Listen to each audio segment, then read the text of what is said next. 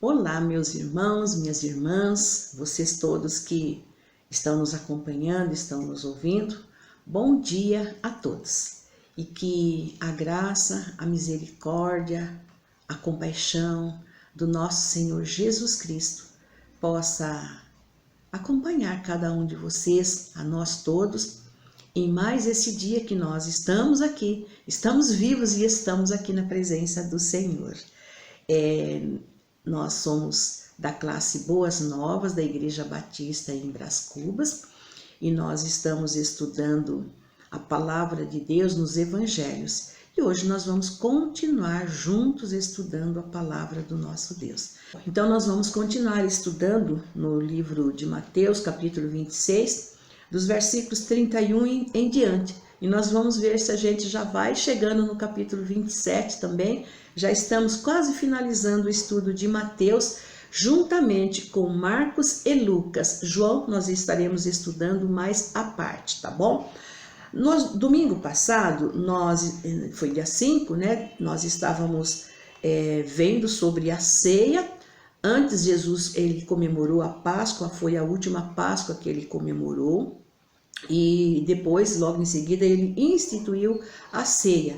Os 11 apóstolos, eles participaram então deste momento de comunhão, a primeira ceia, da instituição da ceia do Senhor.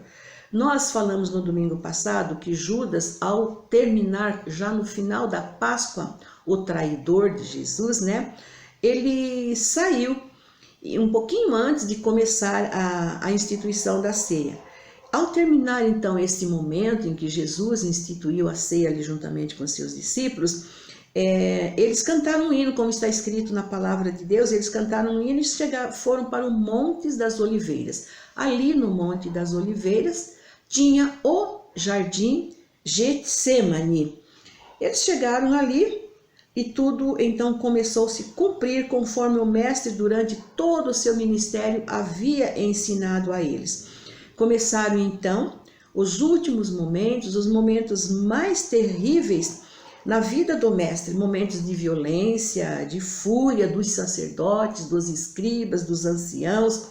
Parecia assim que era um momento de tempestade mesmo, tempestade de fúria vindo sobre o mestre. Até os próprios discípulos o abandonaram. Nós vamos ver que chega um momento que os discípulos abandonaram o mestre, eles se dispersaram, conforme o próprio Zacarias profetizou no seu capítulo 13, versículo 7, que ele iria ferirei o pastor, e as ovelhas ficarão dispersas. Mas nós vemos que Pedro e todos os discípulos, unanimemente, eles concordaram e disseram que eles nunca abandonariam o mestre, mesmo que fosse necessário que eles precisassem morrer pelo mestre, eles nunca abandonariam o mestre. Pedro, por exemplo, Pedro que sempre estava à frente, ele era o líder ali, né? Ele disse para o mestre, vocês podem confirmar lá em Marcos 14, 29, nunca vou te escandalizar. Eles podem, mestre, ou seja, os demais discípulos, demais apóstolos, mestres, eles podem escandalizar o Senhor, mas eu nunca vou te escandalizar. Se for necessário, eu morro por ti, dou a minha vida por ti, conforme João, capítulo 13, 37, escreveu. Mas a gente pode pensar num detalhe assim, muito importante, que está narrado em Lucas 22, 31 e 32, quando Jesus, então, que conhece cada um de nós, Jesus conhecia Pedro, ele diz para Simão Pedro, Simão, Simão, eis que Satanás vos pediu para cirandar como trigo. Cirandar como trigo, eu creio que vocês conhecem essa palavra cirandar, né? Quando você recolhe o trigo, ele fica com aquelas falhas, aquelas favas, né? E aí então é preciso malhar o trigo, separar o trigo daquela casquinha que vem ali envolvendo o trigo. E aí enquanto a pessoa está cirandando, ela joga assim para cima, porque o vento leve aquelas folhas e fique somente o trigo, somente aquilo que é bom. Eu, na minha infância, eu fazia muito isso quando eu estava lá no sítio, mas com feijão. Feijão tinha aquelas falhas, aquelas favas também, aquelas casquinhas. Então a gente precisava separar o feijão daquela casquinha que ele tinha. E a gente cirandava o feijão para que o vento levasse a casca e o feijão ficasse com a gente. Então isso é cirandar. Satanás pediu Pedro para cirandar com você, ou seja, jogar você para ver se o vento vai te levar. Mas que coisa importante que nós vemos a seguir. Jesus diz assim: Pedro, eu orei por você, eu roguei ao Pai para que a tua fé não desfaleça quando você estiver sendo cirandado por Satanás. E tu, Pedro, quando te converteres, fortalece aos teus irmãos. Quanto amor nessas palavras de Jesus, quanto carinho Jesus então mostrou para Pedro.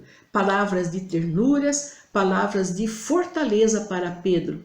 Eu roguei, Pedro, eu orei por você. Jesus conhecia, como eu falei, muito bem a Pedro. Por isso Jesus diz a ele que quando ele se convertesse, para que ele fosse fortalecer os irmãos. E aqui então é que nós vemos essa palavra conversão, não para a vida eterna, mas para trabalhar no ministério do Senhor.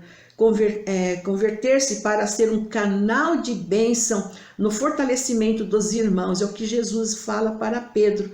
E fortalecer também a igreja. E nós sabemos que Pedro foi um canal de bênçãos. Se nós lermos a história lá no livro de Atos, nós vamos ver que ele foi o primeiro pregador ali no dia do Pentecostes. Ele negou o mestre, sim, mas como nós vimos nos versículos de 69 a 75, ele se arrependeu e ele se converteu. Eu quero compartilhar com vocês que às vezes, eu na minha maneira de pensar, eu acho que Pedro ele já era convertido, tá? Ele era um cristão, ele era discípulo de Jesus. Porém, ele precisava converter-se dos seus erros. Durante todo o estudo, nós vimos que Pedro sempre era o primeiro, sempre ele que falava, ele era afoito. Pouco antes, o que ele fez? Ele cortou a orelha lá de Malco e tantas coisas aconteceram no ministério de Jesus com Pedro. Mas aqui ele precisava se converter, não para a vida eterna, é uma conversão.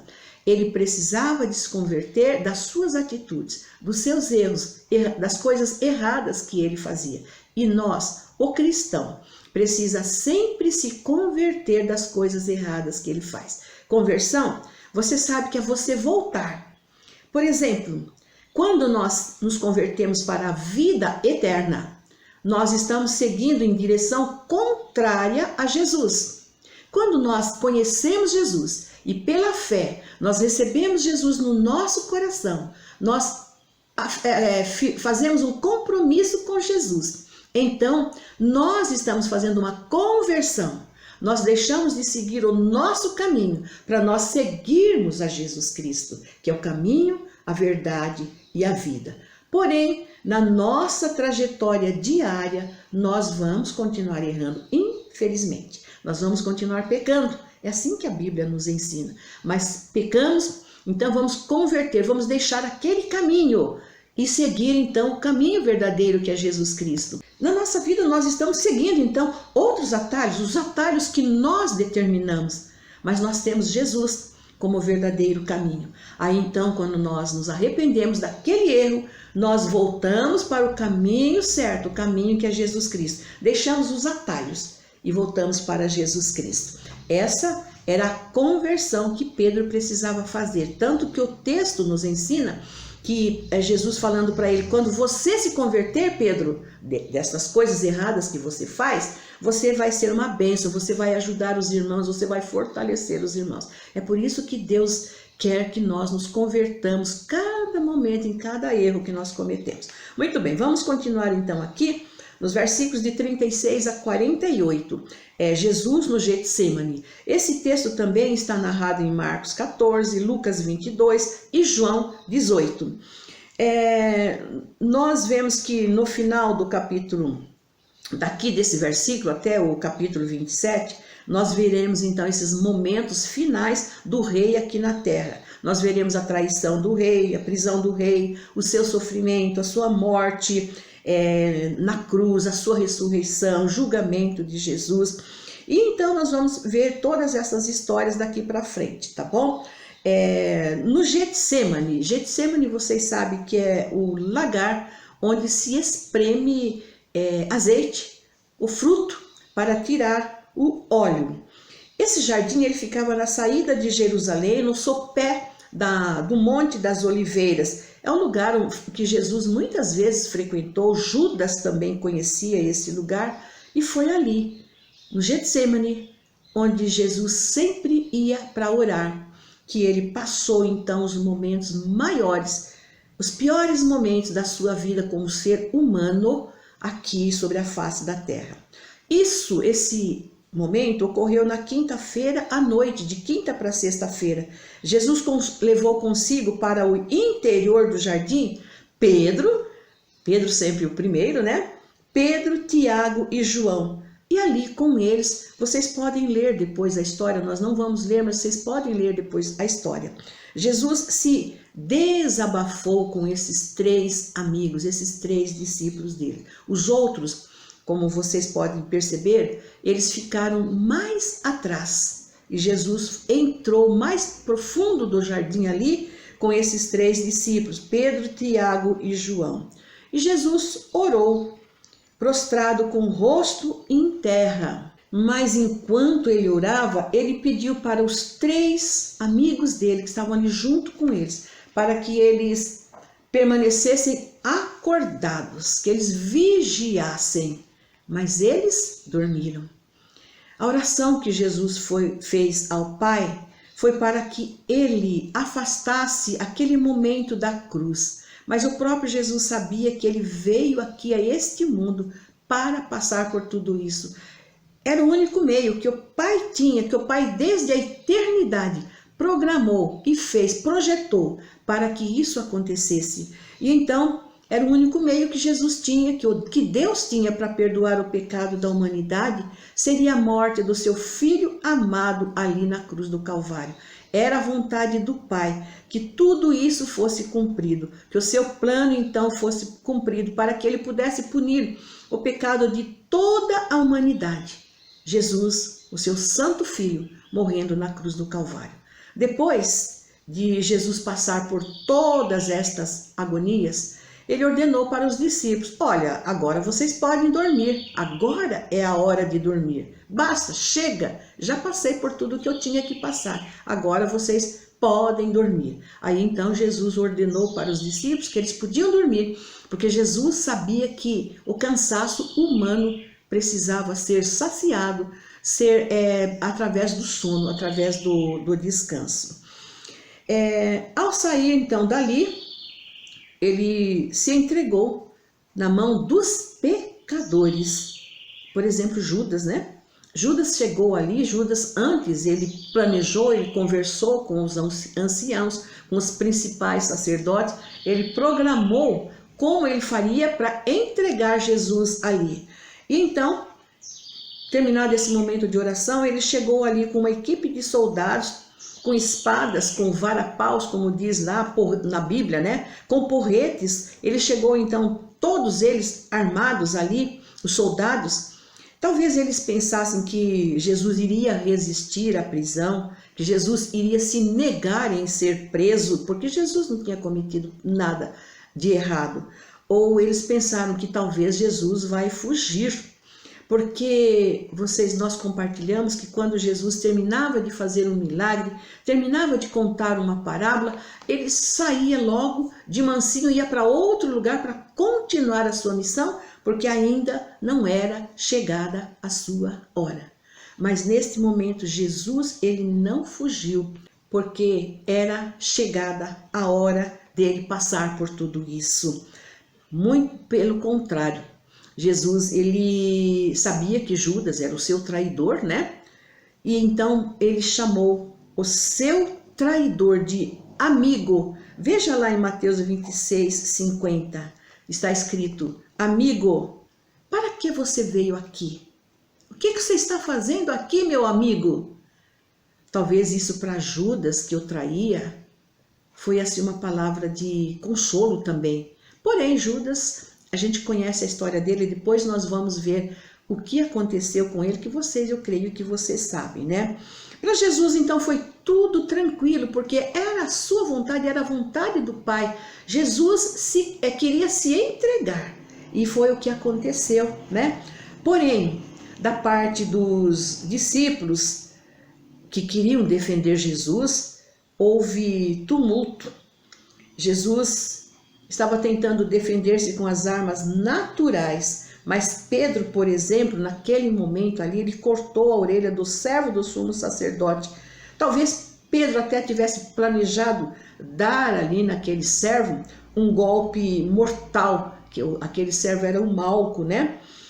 Então, Pedro talvez quisesse acabar com a vida de Malco, mas Jesus, então, mesmo cansado, Jesus já estava preso. Ele foi ali para o Getsêmani para ser logo em seguida julgado. Jesus estava com muitas dores, ansioso, como nós vimos, ele orou por aquela ansiedade que ele estava passando, mas numa demonstração de carinho, de amor maravilhoso, de graça e de bondade àqueles que odiavam, ele curou a Malco, colocou a orelha de Malco ali no seu lugar. E Jesus venceu então mais esse momento triste, doloroso na sua vida, com as armas espirituais. E nós cristãos só podemos vencer a qualquer ataque com as armas espirituais, que são a oração, a palavra de Deus. Nós somos soldados de Jesus Cristo, somos seus seguidores, e então nós podemos também contar com a ajuda do Pai. Assim como naquele momento, Jesus ele poderia contar com a ajuda do Pai, que o Pai poderia mandar ali para livrá-lo daquele momento, 12 legiões de anjos, ou seja, 72 mil anjos que poderiam livrá-lo naquele momento. Mas Jesus preferiu a calma, Jesus preferiu cumprir as Escrituras, cumprir o plano de Deus, que era ele vir a este mundo, morrer para me dar vida eterna e para você também, quando nós cremos nele pela fé. Depois, então, Jesus foi conduzido perante o sumo sacerdote Caifás, ali no Sinédrio já. E então, mais uma vez, a gente percebe que as Escrituras estavam ali se cumprindo. Falei há pouco que os discípulos o abandonaram. E aqui nós vemos então em Mateus 26, 56 a 58, que eles abandonaram. Pedro, porém, estava ali de longe, vendo tudo o que estava acontecendo. Ele ficou no pátio mais exterior, enquanto Jesus foi levado então à presença das autoridades ali do sumo sacerdote. Então Jesus, depois de preso e traído, ele foi conduzido ali diante das autoridades religiosas, à presença do sumo sacerdote Caifás. E foram ali 2 julgamentos principais.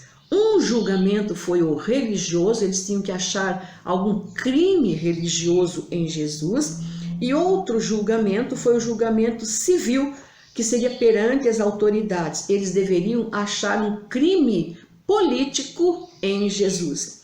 Os 4 evangelistas, eles narram sobre esses 2 julgamentos de Jesus. Por exemplo, aqui em Mateus 26, que nós estamos estudando, em Marcos 14, de 53 a 65, Lucas 22, de 61 a 71, 63 a 71, e João 18, de 13 a 27. Se nós juntarmos essa história, esse registro, essas informações dos 4 evangelistas, nós vamos perceber que cada julgamento, tanto civil quanto o religioso, eles tinham 3 estágios. E nós vamos ver então esses 3 estágios, as fases do julgamento de Jesus. Primeiro, nós vamos ver então o julgamento religioso perante os líderes judaicos. E como eu falei, são 3 estágios. Nós vamos ver o primeiro estágio, que está registrado aqui em Mateus, em Marcos, em Lucas e também em João.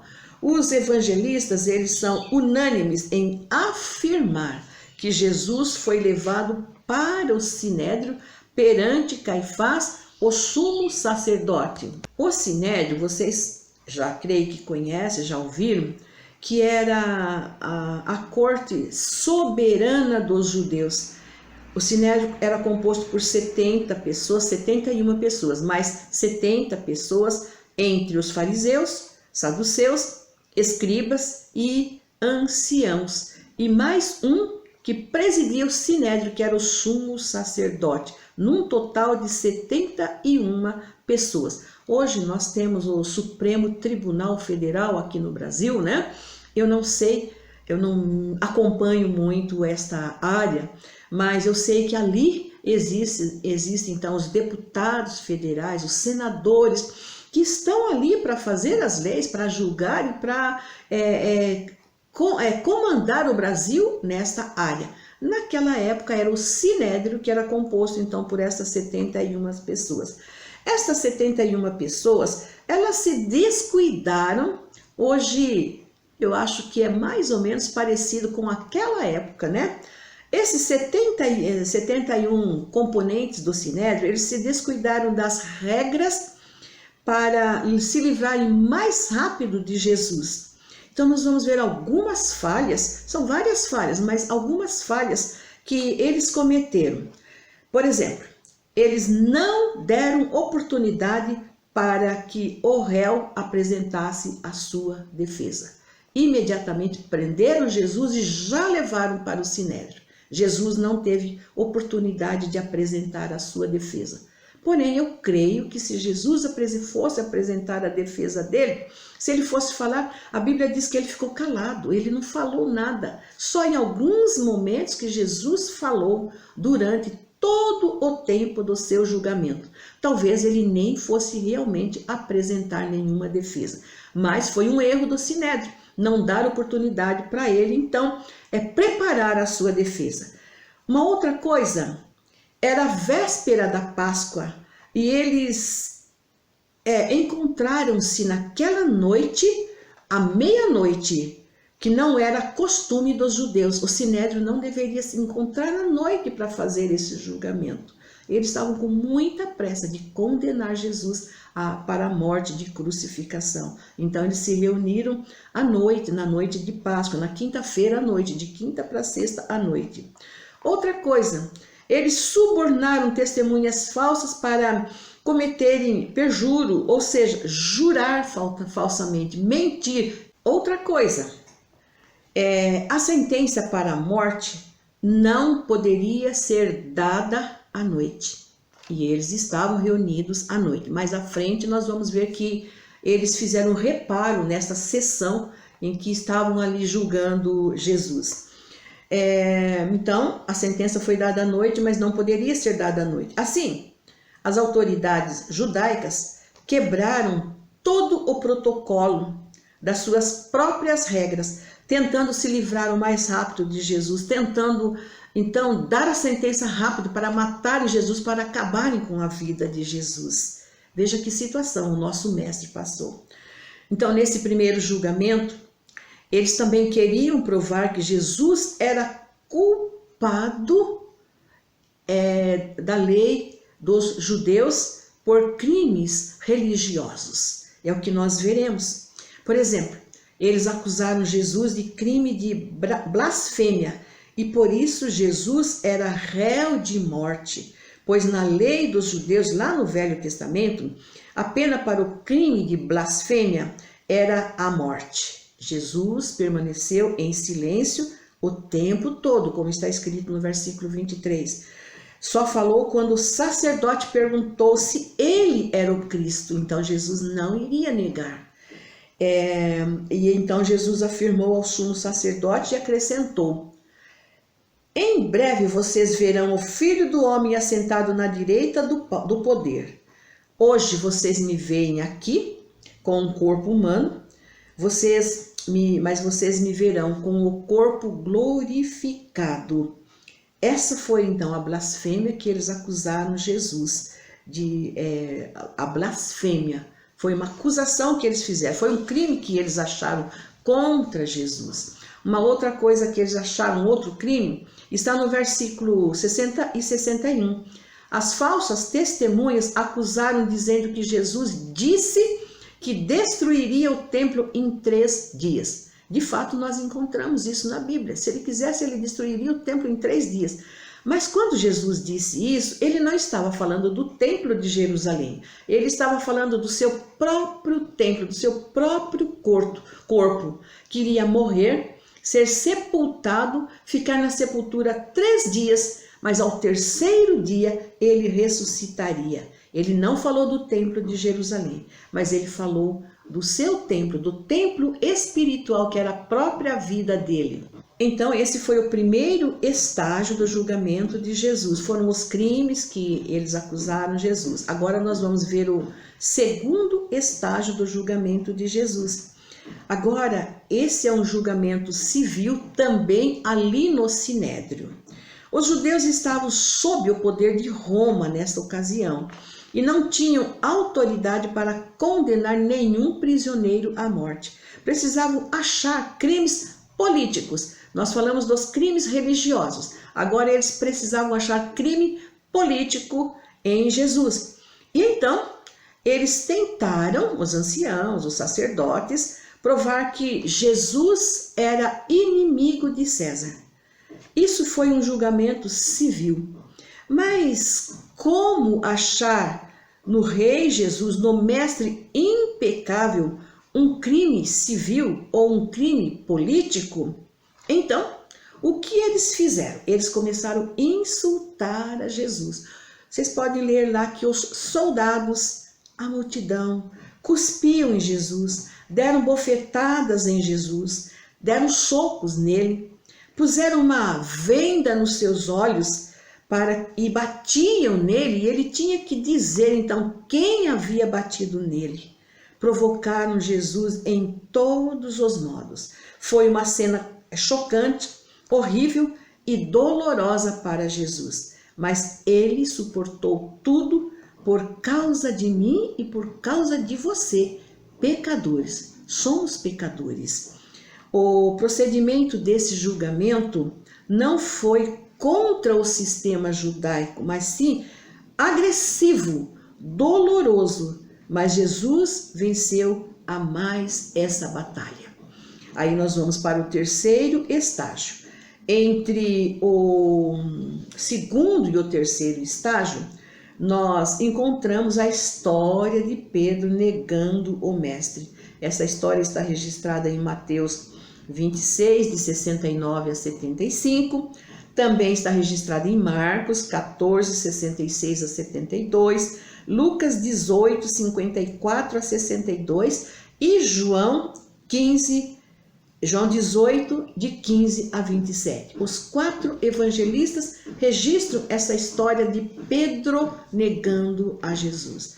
É uma história, assim, bastante conhecida e creio que esse momento foi o momento mais tenebroso na vida de Pedro, pois desde o princípio nós vimos que Pedro fazia essas coisas porque ele estava tentando, eu creio que no modo dele pensar, ele estava tentando defender o mestre, ele amava o mestre.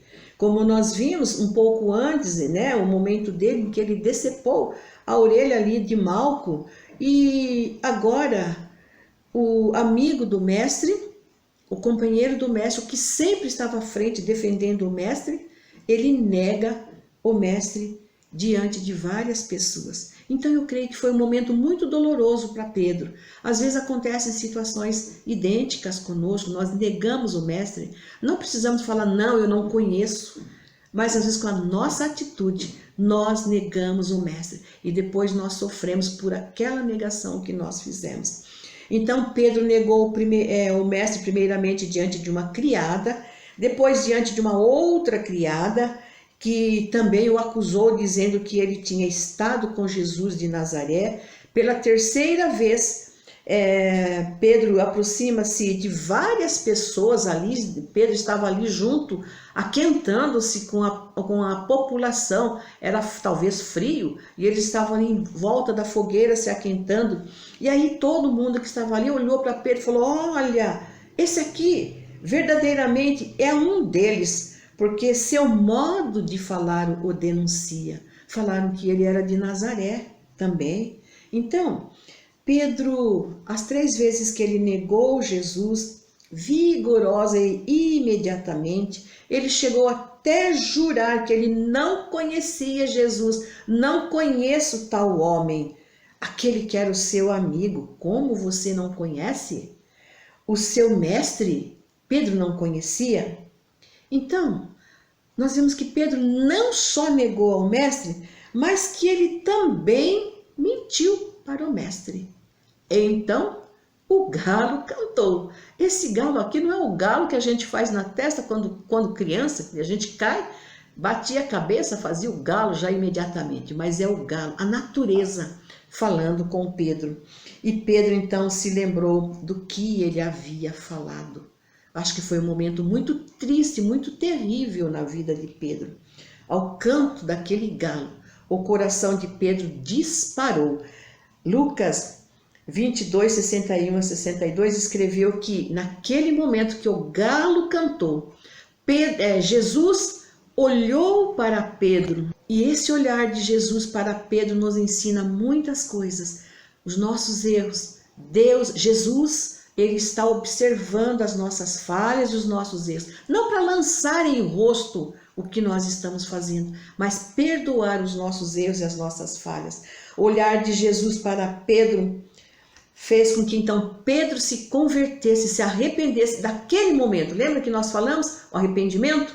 Então Pedro era convertido, mas ele negou, ele mentiu.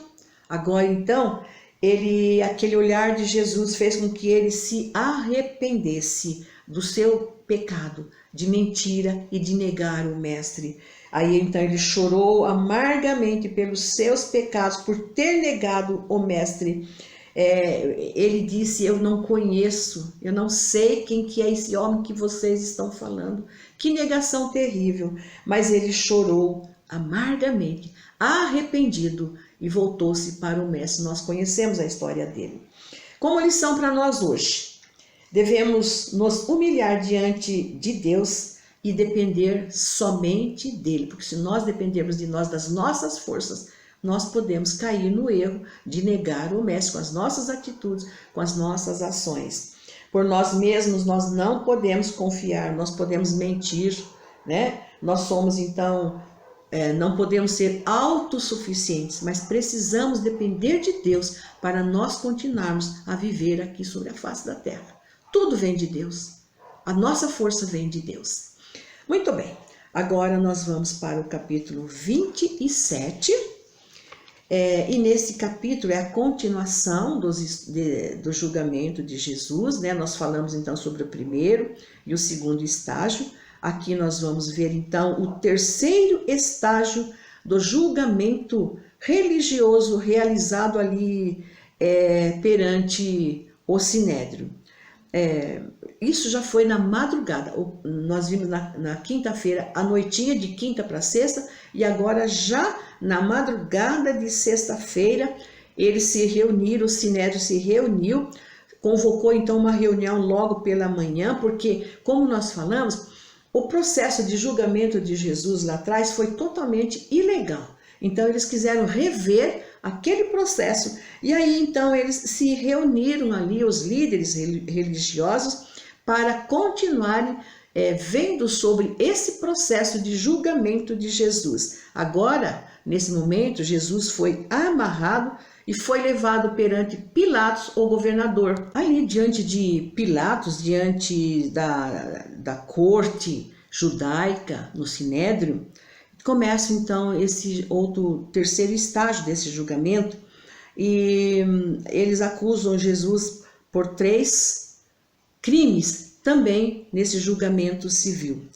Primeiro, foi ali o que eles apresentaram, de que Jesus estava pervertendo, subvertendo a nação, Jesus, e segundo o crime que eles acharam em Jesus, que Jesus estava proibindo o pagamento de tributos dos judeus a César. E o terceiro crime que eles acharam em Jesus, que Jesus afirmava que ele era rei dos judeus. Então essas três acusações eles apresentaram a Jesus. Jesus então conversou com Pilatos, ou melhor, Pilatos conversou com Jesus, e a conclusão que Jesus chegou é que não achou crime nenhum em Jesus. Lucas 23, 4, vocês vão encontrar isso. Mas a multidão queria ver Jesus preso, crucificado e morto. Então, Pilatos, embora tivesse já dado a sua sentença, ao dizer que não achou crime em Jesus, ele tentou fugir da situação, da responsabilidade dele, passando para os judeus novamente, para o Sinédrio, a responsabilidade. Os judeus já tinham também dado a sentença, e então eles responderam a Pilatos que a eles não competia, a eles como nação, não competia ou não era lícito eles tirar a vida de qualquer pessoa, João 18, 31. Pois o governo civil foi tirado das mãos deles. Como eu falei, eles estavam sob o domínio de Roma. Assim, os judeus, eles estavam cumprindo aquilo que Jesus havia predito em Mateus 20, 19, que ele seria entregue nas mãos dos gentios para ser morto. E o método dos judeus era de apedrejamento. Eles não podiam, então, dar nenhuma sentença para que Jesus fosse morto, crucificado. Ali, então, nós lemos lá em Lucas também que Jesus foi para as mãos de Herodes. Nesse julgamento que nós estamos vendo, ele estava no Sinédrio com Pilatos. Pilatos passou para Herodes e Herodes voltou para Jesus, para Pilatos novamente. Na terceira acusação que eles diziam, né? Jesus realmente era rei dos judeus, que Jesus dizia ser rei dos judeus. Eles acusaram Jesus que estava ameaçando o poder do imperador. Por isso, Pilatos perguntou para Jesus: quem você é? Tu és verdadeiramente o rei dos judeus? Se Jesus era rei, então a posição do imperador estava sendo ameaçada. Jesus foi acusado pelos principais sacerdotes e pelos anciãos, mas ele não respondeu nada. E isso deixou Pilatos grandemente admirado. Por que Jesus não fala nada? Se ele é rei, ele tem direito de falar, né? Aí em Lucas 23, de 5 a 16, Pilatos então ficou assim, sem saber o que falava, emudecido. Aí ele mandou Jesus para Herodes, o qual alegrou-se muito. Vocês podem ler depois lá em Lucas 23. Herodes se alegrou muito, porque fazia muito tempo que ele não via Jesus. E ele queria ouvir Jesus, ele ouvia falar de Jesus, mas não tinha conversado com Jesus. E ele queria saber dos feitos de Jesus, o que Jesus estava fazendo por ali. E os principais sacerdotes então acusaram Jesus, mas Herodes os desprezou. Herodes não deu atenção à acusação da multidão. Herodes e Pilatos, vocês podem ler lá, que eles eram inimigos, estavam brigados, mas eles se tornaram amigos neste momento do julgamento de Jesus. Herodes também não achou crime nenhum em Jesus, e então ele devolveu para Pilatos, que convocou as autoridades para decidirem sobre a questão: crucificamos ou não crucificamos? O que nós fazemos de Jesus chamado o Cristo? Eu quero pensar também quando a Bíblia fala que Herodes e Pilatos, eles eram inimigos, eles tinham brigados. Mas aí eu fico pensando, o que a política faz, né? Naquele momento de julgamento de Jesus, eles se tornaram amigos, se reuniram, se reencontraram. Aí nós vamos continuar aqui, como nós falamos, nós estamos vendo que foi um momento de decisão que Pilatos jogou a responsabilidade para a humanidade. Estavam ali dois prisioneiros, dois para serem crucificados, Jesus e Barrabás. Barrabás é mencionado pelos evangelistas como um preso conhecido, Mateus 27:16, Marcos também 15 diz que ele era um preso com os amotinadores, causando tumulto e que ele tinha cometido um homicídio. Lucas também confirma a posição de Marcos, o que Marcos escreveu, dizendo que Barrabás foi lançado na prisão por causa de uma sedição feita na cidade e de um homicídio. João 18:40 afirma que Barrabás era um salteador.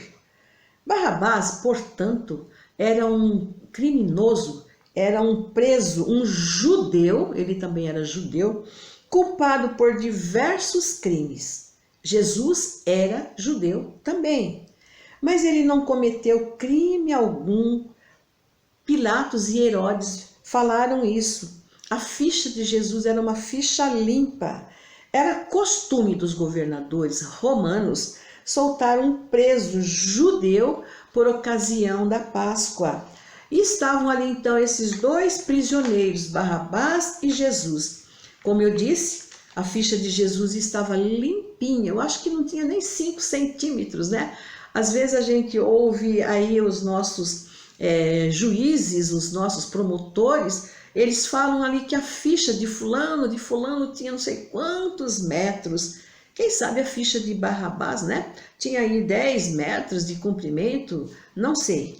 Mas nós sabemos que, pelas informações dos evangelistas, Barrabás era um prisioneiro que tinha uma qualificação de mal muito elevada. Quando Pilatos coloca diante do povo qual era a preferência do povo, o povo escolheu Barrabás para ser solto, pois o povo foi instruído, o povo foi subornado para escolher Barrabás. Hoje, se nós colocarmos muitas vezes Jesus e um ídolo famoso diante da humanidade, salvo se eu estiver errando, mas eu creio que a grande maioria vai escolher esse ídolo e desprezar a Jesus. Foi isso que aconteceu naquele momento. Barrabás, o maior criminoso daquela época, vamos assim dizer, ele foi escolhido, porque o povo foi subornado. O dinheiro, o din-din, muitas vezes fala muito mais alto do que o caráter da pessoa. Pilatos, sem força moral, ele fez o que o povo pediu. Soltou Barrabás e mandou açoitar Jesus e crucificá-lo. O inocente, sem culpa alguma, foi entregue para morrer, a fim de que o culpado fosse livre. Assim Jesus foi açoitado, foi despido de suas vestes e colocaram nele um manto de escarlate. Olha só como a palavra de Deus, a Bíblia é real, é verdadeira, ela é viva e eficaz. Ela está se cumprindo tudo o que Deus, através dos profetas, falaram.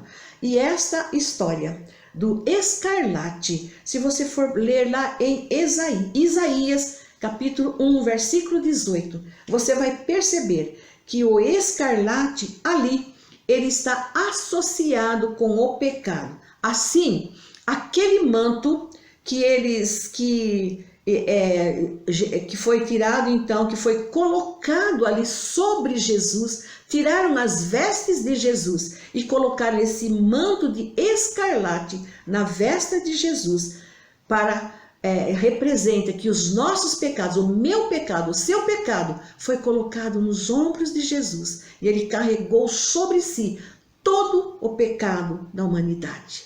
Ele carregou sobre si, mas também o próprio Deus, na sua palavra, em 2 Coríntios 5:21, nos diz que Deus nos vestirá de mantos de justiça que serão colocados sobre nós. Então lembre que esse escarlate representa o pecado, o meu pecado, o seu pecado, que foi colocado sobre os ombros de Jesus. Colocaram também em Jesus uma coroa de espinho em sua cabeça, zombaram cruelmente dele, que era o rei dos judeus, o próprio Cristo, o próprio Deus, o próprio sustentador do universo. Eles colocaram uma coroa de espinho, colocaram em sua mão direita uma cana para simular um cetro, mas ele, de fato, ele sabia que aquela mão que segurava a cana é a mão que rege o mundo. Aquelas mãos sangrentas, aquelas mãos doloridas por causa dos nossos pecados, é a mão que tem o domínio sobre a minha vida e sobre o universo. Ainda que nós não aceitemos muitas vezes o domínio de Jesus, o domínio de Deus em nossas vidas, mas a minha vida, a sua vida, está nas mãos de Deus. Por exemplo, quando chegar a minha hora de partir deste mundo, quem vai me segurar aqui? A minha vida está nas mãos de Deus. Embora eu possa fazer muitas coisas, mas o domínio da minha vida está nas mãos de Deus. Ele me emprestou, Ele me deu a vida física para que eu possa ter durante a minha vida física a oportunidade de escolher Jesus ou Barrabás. Eu escolho Jesus e espero que você também escolha Jesus. Então, aquela cana que eles bateram no rosto de Jesus, bateram em sua cabeça, cuspiram nele, tiraram o seu manto, colocaram depois que eles fizeram tudo o que queriam com Jesus, eles tiraram as vestes de Jesus, ou melhor, tiraram aquele manto, depois que Jesus sofreu tudo, eles tiraram aquele manto de escarlate de Jesus e colocaram as suas próprias vestes. Assim, nós vemos que Jesus, em tudo, ele foi vencedor. E nós vamos ver então no próximo domingo. Nós vamos parar aqui, senão eu continuo falando aqui o resto da tarde, mas nós vamos parar, tá bom? Domingo que vem, se Deus permitir, nós continuaremos estudando sobre a palavra de Deus, a crucificação de Jesus. Deus abençoe e um bom domingo para você.